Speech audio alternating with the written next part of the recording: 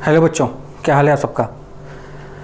जो भी चैनल पर नया है चैनल को लाइक सब्सक्राइब और शेयर जरूर कर दे ताकि स्टडी से रिलेटेड वीडियो सभी को टाइम टू टाइम मिलते रहे। बेल आइकन दबाना मत भूलिएगा आप लोग भाई। चलिए, सबसे पहले तो इंडिपेंडेंस डे आप लोगों ने अच्छे से सेलिब्रेट किया हुआ घर पे ही रह के। 74th हम लोग का इंडिपेंडेंस डे था।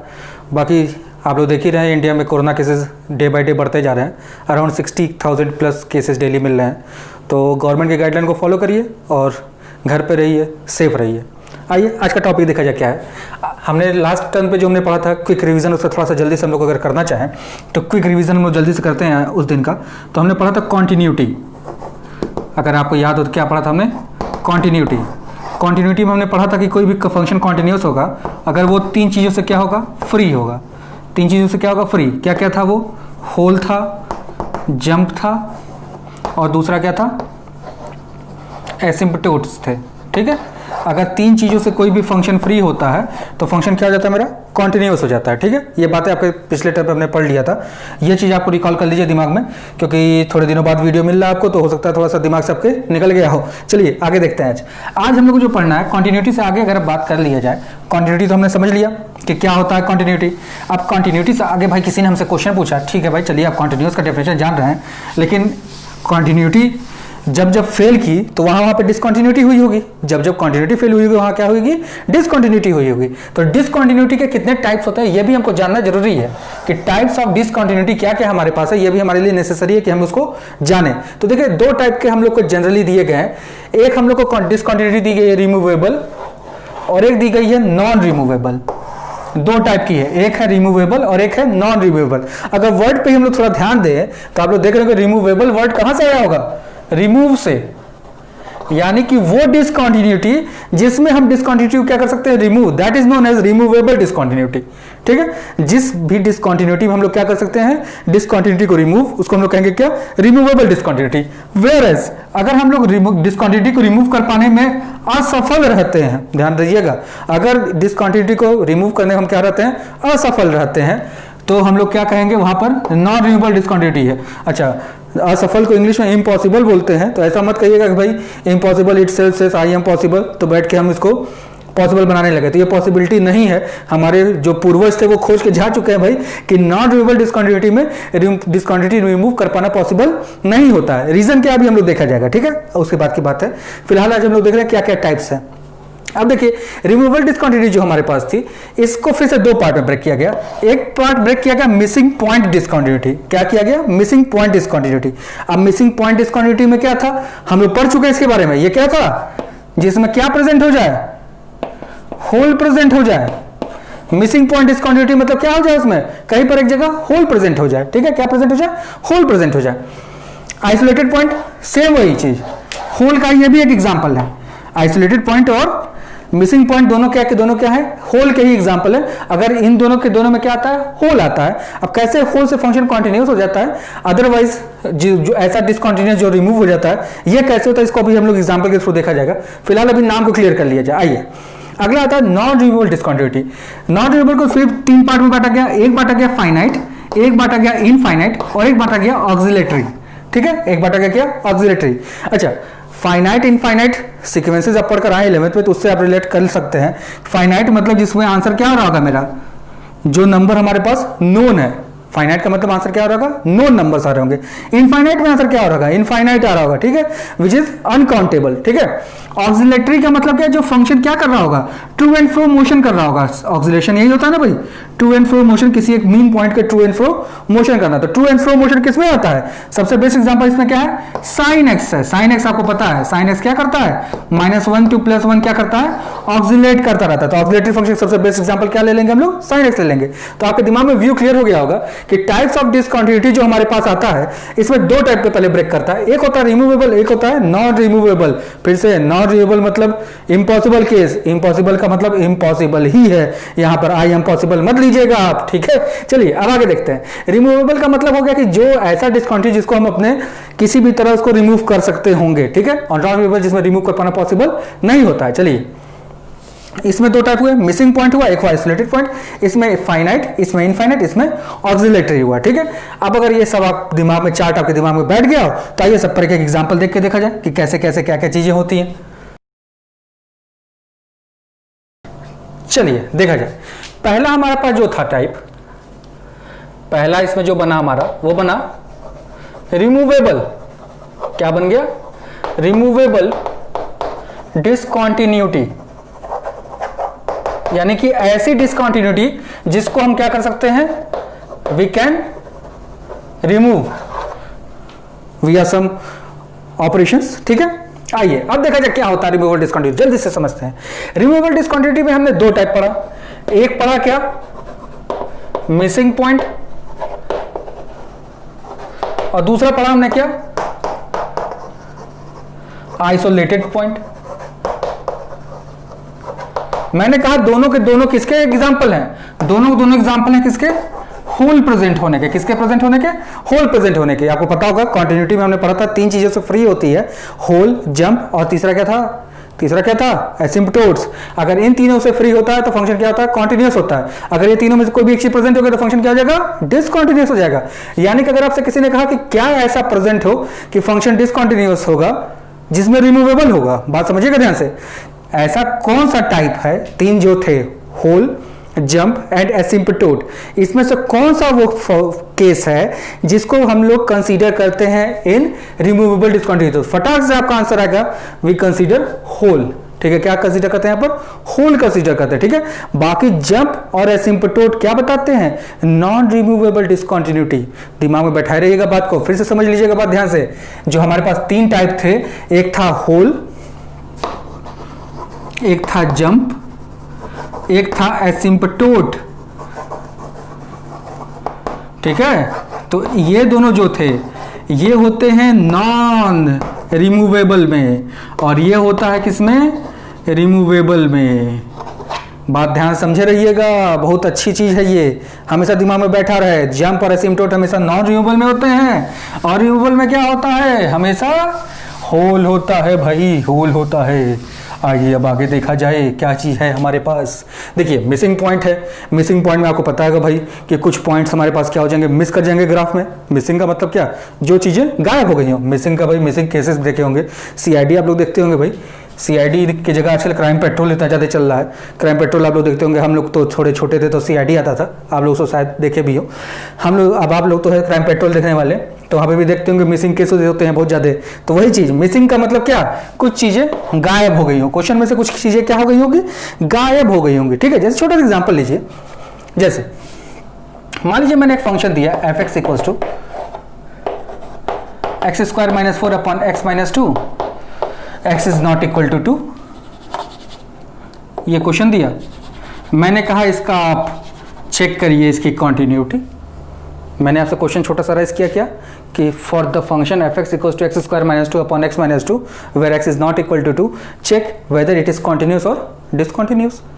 तो x is not equal to का मतलब दिमाग में आपके मीनिंग क्लियर हो गई, x is more than 2 and x is less than 2। सही बोला। चलिए आगे देखते हैं फिर। अब अगर हमको x मोर देन 2 का मतलब हो गया, हमको निकलेगा इससे क्या, राइट हैंड लिमिट, और लेस देन 2 का मतलब क्या, हमसे निकलेगा क्या, लेफ्ट हैंड लिमिट।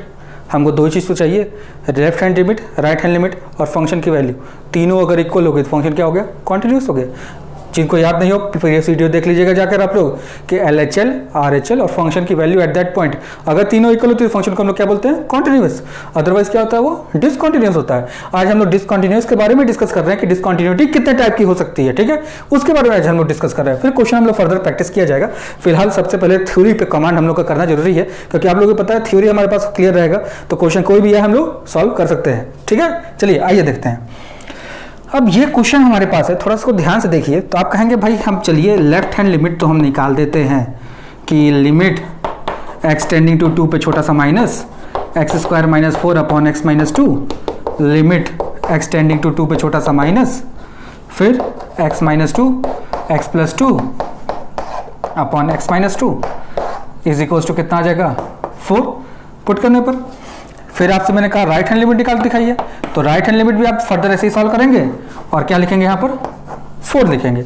देखिए लेफ्ट हैंड लिमिट और राइट हैंड लिमिट दोनों आ रहे हैं, दोनों के दोनों इक्वल भी आ रहे हैं, लेकिन at s equals to 2 function is not defined.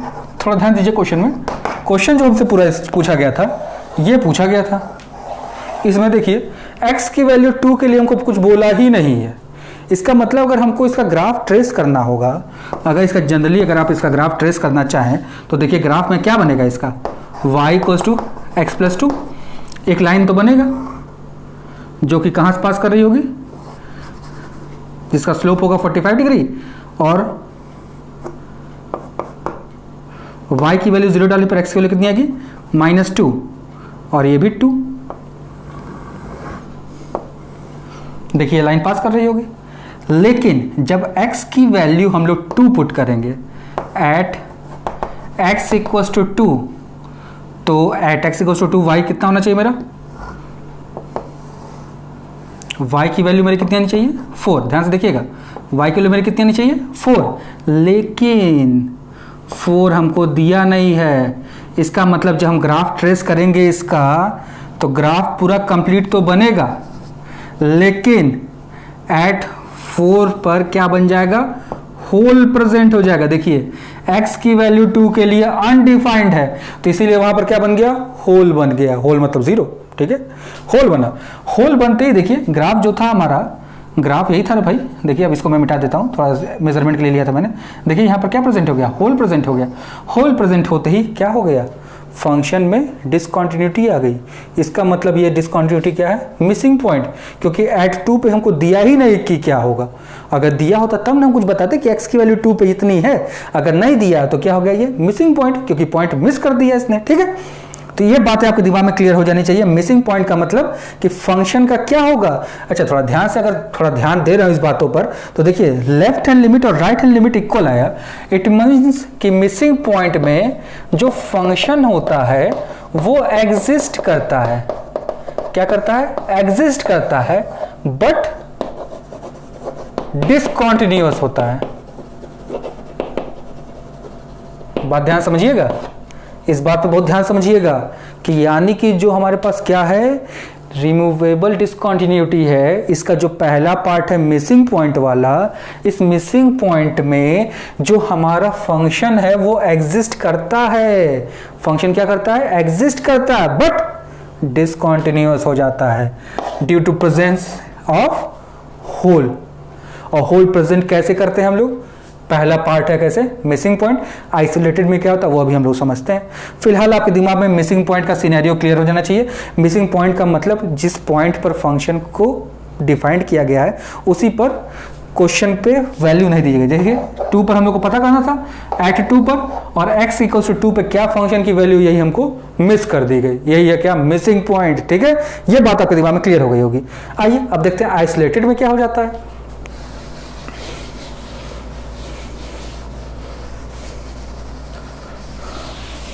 Same एक एग्जांपल मैं लेके चलूंगा ताकि आपको एक ही एग्जांपल से दोनों के दोनों पॉइंट क्लियर हो जाए दिमाग में कि क्या होने वाला है।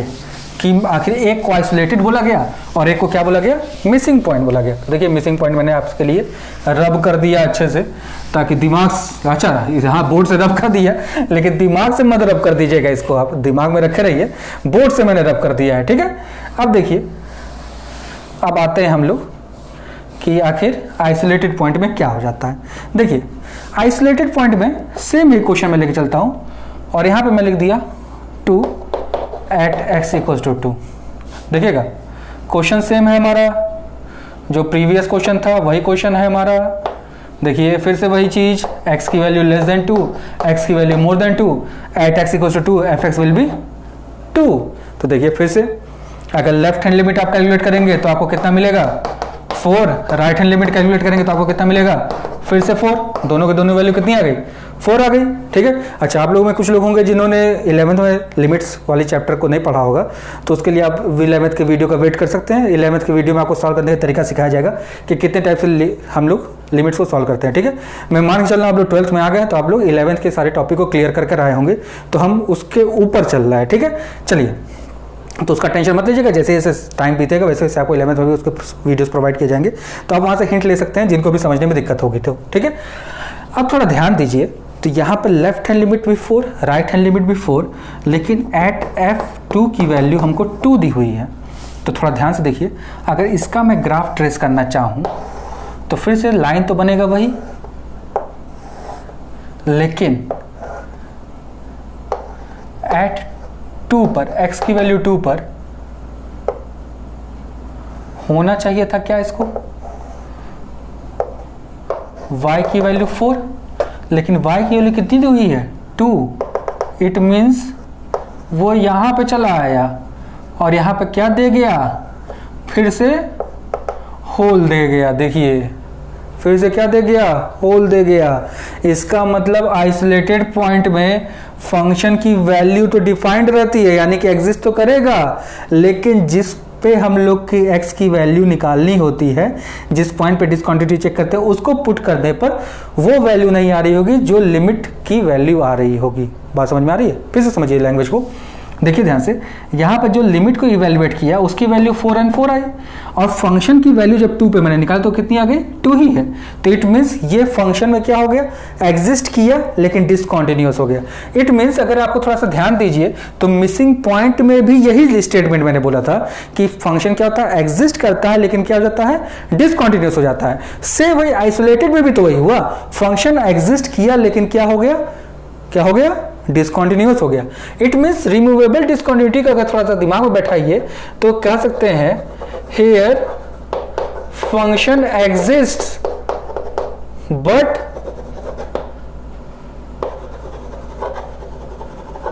कॉन्टिन्यूटी डजंट, यानी कि कॉन्टिन्यूटी एग्जिस्ट नहीं करती है लेकिन फंक्शन एग्जिस्ट करता है। तो अगर इसका जनरल फॉर्मूला अगर बनाना चाहते हैं अपने दिमाग में तो जनरल फॉर्मूला बना सकते हैं limit x tending to a minus fx equals to limit x tending to a plus fx। ये दोनों इक्वल होते हैं और क्या करते हैं, एग्जिस्ट करते हैं। बट जो हमारा fa और fa दो बार, एक बार fa क्या होता है, मिसिंग होता है, और एक बार fa क्या होता है मेरा,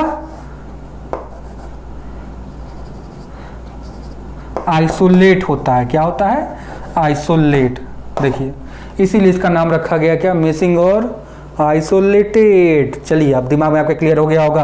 रिमूवेबल डिसकंटिन्यूटी, फिर से दिमाग में रिकॉल करिए सारी बातों को। रिमूवेबल डिसकंटिन्यूटी कितने टाइप के हुए, दो टाइप के हुए। कौन कौन से दो टाइप थे, जल्दी से बोलिए। पहला था क्या मेरे पास, मिसिंग पॉइंट डिसकंटिन्यूटी। दूसरा क्या था मेरे पास, isolated point discontinuity. Missing point में क्या था, जिसमें हम लोग के पास लिमिट एग्जिस्ट करता है लेकिन जिस पॉइंट पर हम लोग को लिमिट को चेक करना होता है, यानी क्वांटिटी चेक करनी होती है, उस पॉइंट पर फंक्शन को अनडिफाइंड करता है, मतलब डिफाइंड करता ही नहीं है, तो वो होता है मिसिंग पॉइंट। आइसोलेटेड पॉइंट में क्या था, आइसोलेटेड पॉइंट में क्या देता है, आइसोलेटेड पॉइंट पे हमको फंक्शन की वैल्यू एट दैट पॉइंट जिस पर हमको क्वांटिटी चेक करनी होती है दिया रहता है, लेकिन वो पॉइंट नहीं होता है जो हमारा लिमिट के इवैल्यूएशन पे आता है। लिमिट के इवैल्यूएशन में कुछ और आंसर आता है और एफ की वैल्यू कुछ और आती है, तो फिर से क्या हो जाता है, ये आइसोलेट कर जाता है, इसलिए इसका नाम आइसोलेटेड पॉइंट है। ठीक है, अब आपके दिमाग में कोई भी चीज़ कहीं पे कंफ्यूजन नहीं होना चाहिए। रिमूवेबल डिसकंटिन्यूटी का नाम रिमूवेबल क्यों पड़ा, क्योंकि आपको पता है कि अगर हम लोग रिमूवेबल नाम रखने के पीछे क्या रीजन है, अब ये समझ लिया जाए जल्दी से। आइए देखिए आखिर क्या रीजन रहा कि इसका नाम रिमूवेबल रखा गया, ये भी समझना हमारे लिए जरूरी है भाई। कि नाम आपको बताया जा चुका है, नाम कोई भी चैप्टर का नाम बहुत अच्छे से सोच समझ के रखा जाता है। हमारे और आपके जैसे नहीं कि बुआ मम्मी फूफा चाची चाचा किसी को पसंद आ गया उसका नाम उठा के रख दिए, जैसे मेरा ही नाम आकाश रखा गया। तो आप लोग को मैं बता देता हूँ स्टोरी मेरे नाम के पीछे की, कि साजन मूवी आप लोगों ने देखा होगा, बहुत पुरानी है, सलमान खान और संजय दत्त की। उसके मूवी के कैरेक्टर के नाम पर मेरा नाम रखा गया भाई। ठीक है, तो ऐसे आप लोग के साथ भी कुछ हो सकता है कि किसी न किसी कैरेक्टर के नाम पे आप लोग का भी नाम रख दिया गया हो, किसी देवता या देवी किसी के नाम पे रखा जा सकता है। ठीक है, वो तो अलग बात है, लेकिन मैथ्स में ऐसा कुछ नहीं होता है कि मैथ्स में आपको जबरदस्ती आपका नाम रखा जाए। ठीक है, तो रिमूवेबल रखने के पीछे क्या रीज़न होगा, थोड़ा ध्यान से देखिए। अगर जो हमने ग्राफ अभी बनाया था उस ग्राफ में थोड़ा ध्यान दीजिए। ग्राफ में क्या प्रेजेंट था, होल प्रेजेंट था। क्या प्रेजेंट था, होल। 2 पे कितने पे प्रेजेंट था, एट 2 पे प्रेजेंट था। तो अगर किसी तरह जो होल था इसको मैं भर दूं, होल को क्या कर दूं, मैं भर दूं। भरने का मतलब क्या, उस पर्टिकुलर पॉइंट पे फंक्शन को मैं डिफाइन कर दूं। भरने का मतलब क्या, फंक्शन को क्या कर दूं, डिफाइन। बैठ के कलर मत करने लगिएगा। ठीक है, क्या कर दूं मैं वहाँ पर फंक्शन की वैल्यू को डिफाइन कर दूं। तो जब फंक्शन की वैल्यू को डिफाइन कर दिया एट दैट पॉइंट, तो इट मीन्स यहाँ पर क्या हो गया, डिसक्वांटिटी देखिए रिमूव हो गया। ठीक है, यानी कि अगर मैं पर्टिकुलर वैल्यू को चेंज कर दूं तो डिसकंटिन्यूटी को मैं रिमूव कर सकता हूं।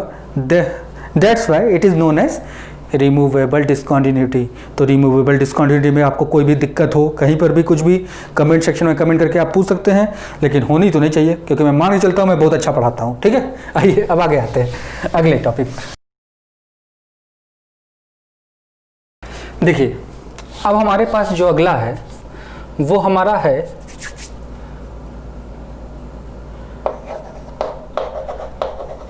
Non removable discontinuity. Non removable में दो चीज़ें आती हैं, क्या क्या चीज़ें याद करिए फिर से, क्या क्या था, या तो जंप होगा या तो क्या होगा, एसिम्पटोट्स होंगे। ठीक है, दो चीज़ें होंगी, या तो जंप होंगे या तो क्या होगी, एसिम्पटोट होगी। बात दिमाग में बैठा रहिएगा, क्या होगा, या तो जंप होगा या तो एसिम्पटोट होगा। फिर से देखिए इसका ए पार्ट देखते हैं। पहला पार्ट क्या था मेरे पास, फाइनाइट। क्या था ये, फाइनाइट, जिसका आंसर कुछ ना कुछ डिफाइंड होगा। आइए अब देखा जाए फाइनाइट में कैसे नॉन रिमूवेबल हो जाता है। अच्छा, नॉन रिमूवेबल में एक चीज़ ध्यान रखिएगा, नॉन रिमूवेबल में फंक्शन डजंट एग्जिस्ट, शॉर्ट में DNE लिखते हैं हम लोग, डज नॉट एग्जिस्ट। ठीक है, फंक्शन एग्जिस्ट नहीं करता है। इट मीन्स क्या चीज बात पता चली, left hand limit not equal to क्या, राइट हैंड लिमिट, यानी कि फंक्शन हमेशा क्या होगा, इसमें एग्जिस्ट नहीं करेगा। ठीक है, क्या करेगा, हमेशा एग्जिस्ट नहीं करेगा। यानी कि रिमूवेबल नॉट रिमूवेबल में एक बेसिक डिफरेंस आपको क्लियर हो गया दिमाग में कि रिमूवेबल डिसकंटिन्यूटी जो होती है उसमें फंक्शन एग्जिस्ट करता है लेकिन कॉन्टिन्यूस नहीं होता है। वेयर एज जब हम लोग बात करेंगे किसके बारे में, नॉन रिमूवेबल के बारे में, तो यहाँ फंक्शन क्या हो जाता है, यहाँ पर एग्जिस्ट ही नहीं करता है, तो कॉन्टिन्यूटी तो दूर की बात हो गई। ठीक है, इसीलिए नाम में भी आपको डिफरेंस क्लियर हो रहा होगा, एक को रिमूवेबल बोला, एक को मैंने क्या बोला, नॉन रिमूवेबल बोला। बातें समझ में आ रही है भाई? कहीं कोई समझने में दिक्कत होगी तो कमेंट सेक्शन में कमेंट करके आप पूछ सकते हैं कि आपको ये बातें क्लियर नहीं हो रही है। अदरवाइज दिमाग में कोई भी डाउट रख के वीडियो को मत देखिएगा, क्योंकि डाउट रहता है जब तक दिमाग में तो हमेशा खुराफात घूमते रहती है। खुराफात को शांत करने की कोशिश करिए, कमेंट करके पूछिए, आपको जरूर बताया जाएगा आपके क्वेश्चन का जवाब। आइए अब देखते हैं फाइनाइट पे मैं एक एग्जांपल लेता हूँ।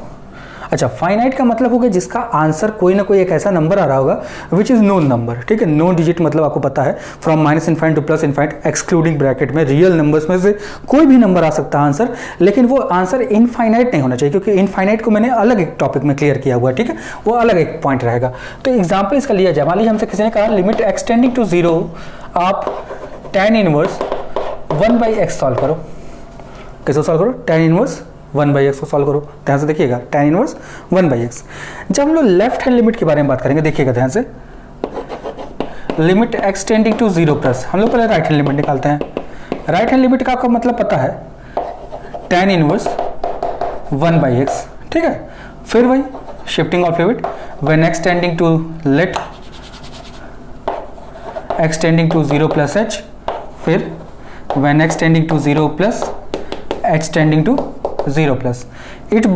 अब इसको हम लोग अगर यहाँ पे यूज कर लें इस क्वेश्चन में, तो देखिए question will be h tending to 0 plus tan inverse 1/0 plus h, it means h।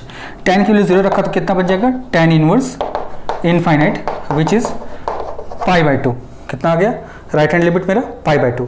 अगर हम लोग लेफ्ट हैंड लिमिट निकालना चाहें थोड़ा देखिएगा ट्विस्ट, फिर से वही लिमिट एक्सटेंडिंग टू 0 पे माइनस क्या लिखेंगे हम लोग, tan इनवर्स ब्रैकेट में 1/x, फिर से वही let x tending to 0 minus h, फिर वही when x tending to 0 minus h tending to 0 minus. अच्छा, इस टॉपिक को हम लोग बोलते हैं क्या, shifting of limit. Shifting of limit बोला जाता है। ठीक है, तो ये लिमिट में आप लोग पढ़ कर आए होंगे, नहीं पढ़ कर आए होंगे तो अभी मैं फर्दर क्वेश्चन अभी कराऊंगा। फिलहाल इसको एग्जांपल को मैं सॉल्व कर रहा हूँ, अभी फर्दर क्वेश्चन कराऊंगा तो वहाँ पे आपको डिटेल में बता दूंगा कैसे हम लोग शिफ्टिंग ऑफ लिमिट करते हैं। थोड़ा सा वीडियो का लेंथ लंबा ना हो, इसलिए मैं थोड़ा सा इसको शॉर्ट में मार के चल रहा हूँ जल्दी से, ताकि आपको मेन टॉपिक जो है हमारे पास नॉन रिमूवेबल डिस्कंटिन्यूटी, इसके के सारे पॉइंट क्लियर हो जाए। बाकी नेक्स्ट वीडियो देखिएगा, उसमें आपको हम अच्छे से इस शिफ्टिंग ऑफ लिमिट के बारे में बताया जाएगा आपको। ठीक है, अब थोड़ा ध्यान से देखिएगा इसमें। अब इसमें अगर क्लियर किया जाए tan inverse 1/-h limit h tending to 0 minus, tan में माइनस जो होता है माइनस बाहर चला आता है, तो माइनस बाहर चला आएगा और लिमिट पुट करेंगे तो कितना बन जाएगा ये tan इनवर्स इनफाइनाइट। tan की वैल्यू इनफाइनाइट कितने पर होती है 90 डिग्री। देखिए एक माइनस इनफाइनाइट आ गया, कितना आ गया plus infinite. Here LHL is not equal to RHL, दिख रहा है बात ये। तो फंक्शन क्या हो गया डज नॉट एग्जिस्ट। अगर फंक्शन एग्जिस्ट ही नहीं करेगा तो उसका कॉन्टिन्यूटी के बारे में हम लोग बात करेंगे ही नहीं। यानी कि सबसे पहला प्राइमरी स्टेज होता है किसी फंक्शन के कॉन्टिन्यूस होने का, इट शुड बी क्या एग्जिस्टिंग। ठीक है, यानी फंक्शन जब तक एग्जिस्ट नहीं करेगा तब तक उसकी कॉन्टिन्यूटी के बारे में हम लोग बातचीत एकदम नहीं करेंगे। ठीक है, मुंह पे एकदम साइलेंट। ठीक है, एकदम जैसे आप देखते हैं ना कि फर्स्ट सबसे पहले बोलने वाली फिल्म कौन सी थी, आलम आरा थी। तो इसी तरह क्या थी, तो आपको जो भी है सब कुछ एकदम क्या रहेगा, एकदम कीप साइलेंस। उससे पहले की मूवीज़ के बारे में सोचिए जिसमें कुछ भी बोलना नहीं है। कौन से और आते थे आपको, बहुत अच्छे कार्टून कैरेक्टर्स हैं जो नहीं बोलते थे, टॉम एंड जेरी, शायद आप लोग भी देखे होंगे, बहुत अच्छे अच्छे कार्टून कैरेक्टर्स होते थे। ठीक है, अब आइए ये फाइनाइट के बारे में हो गया बात, अब आते हैं इनफाइनाइट के बारे में। जो हमारा बी है वो क्या हो गया इनफाइनाइट। अच्छा फिर से वही इनफाइनाइट का मतलब आपके दिमाग में क्लियर हो रहा होगा कि आंसर विल बी इनफाइनाइट। ठीक है, इनफाइनाइट के बारे में जब भी हम लोग बात करते हैं तो इनफाइनाइट कहाँ चला जाता है, एसिम्पटोट्स पे चला जाता है। ठीक है, याद होगा आपको मैंने बताया था एसिम्पटोट में, ये देखिए ये ग्राफ था, दोनों तरफ टेंडिंग टू किधर हो गए, इनफाइनाइट हो गए। ठीक है, तो जब भी इनफाइनाइट आंसर आएगा तो किसके बारे में डील कर रहा होगा, एसिम्पटोट के बारे में डील कर रहा होगा। तो एसिम्पटोट के बारे में बात करने जा रहे हैं हम लोग कि इनफाइनाइट कैसे आंसर आ सकता है। थोड़ा ध्यान से देखिएगा, एक एग्जांपल लेके मैं चलता हूँ। Limit x tending to 2 x upon x minus 2।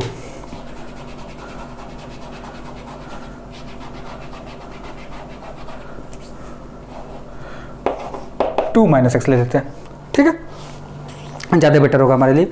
अब ये हमारे पास क्वेश्चन है, हमने उससे कहा कि एट x इक्वल्स टू 2 पे इसकी क्या चेक करिए, आप डिसकंटिन्यूटी चेक करिए। ठीक है, आइए चेक करते हैं हम लोग फटाक से। देखिए ध्यान से थोड़ा, फिर से वही दो चीज़ें हम लोग को निकालनी है। पहले हम लोग राइट हैंड लिमिट निकालते हैं।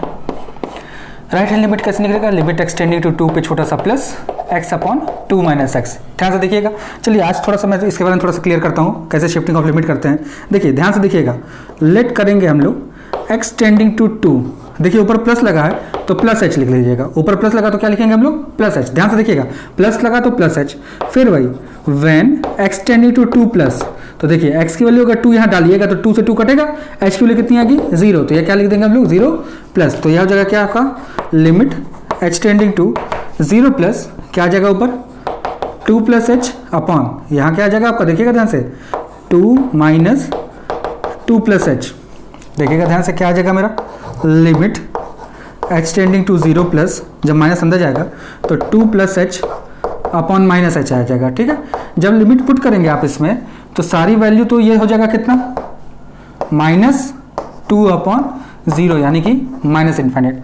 ये बात आपके दिमाग में क्लियर हो रही होगी कि राइट हैंड लिमिट मेरा कितना आ गया माइनस इन्फाइनाइट। देखिएगा ध्यान से ये माइनस इन्फाइनाइट आ रहा है। ठीक है, अब चलिए इसी का हम लोग लेफ्ट हैंड लिमिट निकालते हैं। अब यहाँ पर लेफ्ट हैंड लिमिट अगर हम लोग निकालना चाहें तो देखिए क्या लिखेंगे, लिमिट x टेंडिंग टू 2 पे छोटा सा माइनस फंक्शन वही रहेगा x अपॉन 2 माइनस एक्स। फिर वही लेट x टेंडिंग टू, देखिएगा 2 के ऊपर माइनस लगा इसलिए 2 माइनस h लिखेंगे, 2 के ऊपर माइनस लगा इसलिए क्या लिखेंगे उसको 2 माइनस h लिखेंगे। ठीक है, फिर वही व्हेन x टेंडिंग टू क्या 2 minus x tending to 0 minus, सारा डेटा इसमें यूज कर लेगा हम लोग, तो लिमिट h टेंडिंग टू क्या हो जाएगा मेरा 0 minus 2 minus h upon 2 minus h। इसमें जब आप लिमिट पुट करेंगे तो देखिए क्या हो जाएगा, limit h tending to 0 plus 2 minus h upon h आ जाएगा।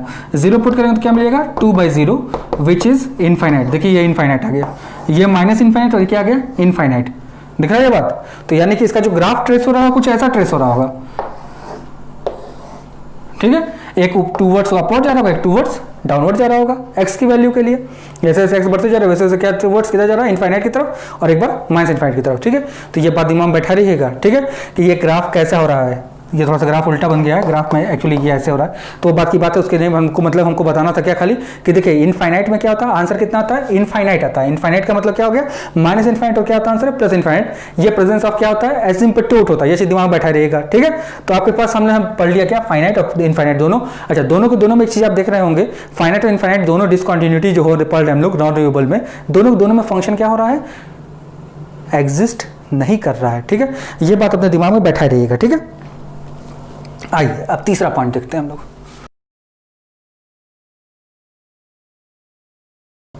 चलिए, जो हमारा तीसरा था ये था क्या, ऑक्सिलेटिंग। ऑक्सिलेटिंग वर्ड कहां से आया है, ऑक्सिलेशन से आया है, ठीक है। ऑक्सिलेशन का मतलब क्या होता है, true and fro motion. True and fro motion का मतलब क्या होता है, एक मीन पॉइंट के दोनों साइड मैक्सिमम डिस्टेंस कवर करना, ठीक है। इतनी बातें हम लोग फिजिक्स से जान गए। चलिए अब इसको मैथ्स में टच किया जाए। मैथ्स मैंने अभी आपको बताया कि जो साइन एक्स होता है वो सबसे बेस्ट एग्जांपल होता है ऑक्सिलेटिंग फंक्शन का, ठीक है। सबसे बेस्ट एग्जांपल क्या है, साइन एक्स। एक क्वेश्चन छोटा सा मैं लेता हूं फिजिक्स में एग्जांपल के थ्रू ही आपको समझाता हूं। लिमिट एक्स टेंडिंग टू 0 पर साइन 1/x मैंने आपसे पूछा, ठीक है। तो आप कहेंगे भाई साइन 1/x के बारे में तो अच्छी बात है, कोई दिक्कत नहीं है, लेकिन अगर x की वैल्यू 0 पुट कर दे यहाँ पर तो ये बन जाएगा sine infinite degree, which is not possible, which is not possible, ठीक है। पॉसिबल तो यह नहीं, ठीक है। क्यों पॉसिबल नहीं, क्योंकि साइन की वैल्यू कोई भी एंगल अनडिफाइंड नहीं हो सकता है। एंगल क्या नहीं हो सकता है, अनडिफाइंड नहीं हो सकता है, ध्यान रखिएगा। एंगल हमेशा कोई ना कोई डिफाइंड होना चाहिए, ठीक है। इसके हिसाब से देखिए तो साइन 1/x की वैल्यू जो होगी, ये पूरी वैल्यू जो है, ये पूरी इन बिटवीन -1 to +1 क्या करती है, ऑक्सिलेट करती रहती है, झूलती रहती है। क्या करती रहती है, झूलती रहती है। बात दिमाग बैठा रहेगा, क्या करती रहती है, झूलती रहती है। क्या, -1 से लेकर +1 के बीच में, ठीक है। तो यानी कि इसी को हम लोग कहते हैं क्या, ऑक्सिलेटिंग फंक्शन, जिसकी फिक्स्ड वैल्यू निकाल पाना मेरे लिए पॉसिबल नहीं होता है due to undefined of angle, ठीक है। तो इसी को हम लोग क्या कहते हैं, ऑक्सिलेटिंग फंक्शन। ये ऑक्सिलेटिंग का मतलब क्लियर हो गया, क्योंकि इसको हम लोग डिफाइंड ही नहीं कर पाएंगे कि क्या होने वाला है इसके सिनेरियो में, क्योंकि ये क्या कर रहा है, -1 से +1 के बीच हमेशा क्या कर रहा है, ऑक्सिलेट करते रह रहा है। सेम एग्जांपल आप कॉस में भी ले सकते हैं, limit x tending to 0, cos 1/x भी ले सकते हैं। cos 1/x भी सेम यही करता है, सेम यही कॉन्सेप्ट इसका भी है, ठीक है। ये भी ऑक्सिलेटिंग फंक्शन होता है, क्योंकि इसकी वैल्यू भी कहां से कहां लाई करती है, -1 से लेकर +1 के बीच में, ठीक है। चलिए फिर से आपका आज हमने क्या क्या पढ़ा, ध्यान से दिमाग में बैठा लिया जाए। हमने आज पढ़ा था क्या, टाइप्स ऑफ डिसकंटिन्यूटी हमने पढ़ा। डिसकंटिन्यूटी के बारे में हमने 2 चीजें सीखी आज। कौन कौन सी चीजें सीखी, एक थी रिमूवेबल, एक थी नॉन रिमूवेबल। रिमूवेबल में क्या था बेसिक कॉन्सेप्ट, कि वहां पे लिमिट एग्जिस्ट करती है, और नॉन रिमूवेबल क्या था, लिमिट एग्जिस्ट नहीं करती है। फिर हमने सबों के टाइप्स के बारे में पढ़ा, सबको एग्जाम्पल के थ्रू समझने की कोशिश किया, ठीक है। आप लोग को जो भी कहीं पर भी कोई दिक्कत होती है तो आप लोग कमेंट सेक्शन में कमेंट करके पूछ लीजिएगा। कोई भी डाउट अपने दिमाग में बैठाकर वीडियो को एंड मत करिएगा, ठीक है। चलिए तब फिर मिलते हैं आपसे नेक्स्ट वीडियो में, तब तक घर पर रहिए, सेफ रहिए, गवर्नमेंट के गाइडलाइन को फॉलो करते रहिए।